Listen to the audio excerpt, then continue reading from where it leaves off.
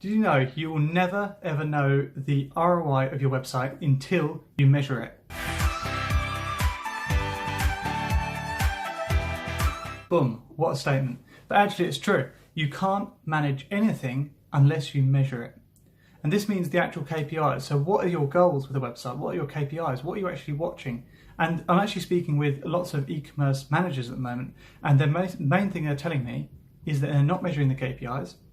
And then we discover there's so much potential out there that they're not getting. Well, it's obvious because you're not actually measuring it. Then they actually realise the competitors aren't actually that competitive. There's some good keywords out there we could really optimise and get some good sales from. So those three things are all caused by the fact they're not measuring it in the first place. So many e-commerce managers say, oh, you can't measure the ROI of SEO. Well, I'm here to say you can measure it. And it's purely because of the LIR formula. Now this is lifetime investment return, LIR. This works out the total money in and the total money out. It's that simple.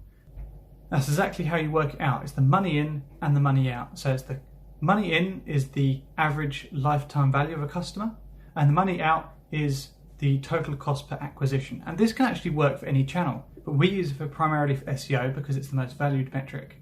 And by the way, it is different to ROI. ROI measures the return on investment in a time period.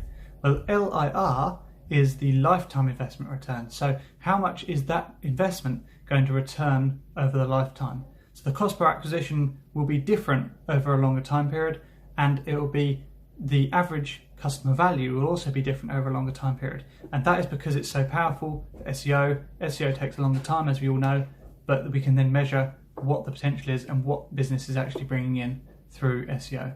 If you're not sure about the ROI of SEO, just reach out. Let me know in the comments below how you measure and what metrics you use, but also DM me if you're not sure which things to use or which metrics to use, which platforms to measure, all those things.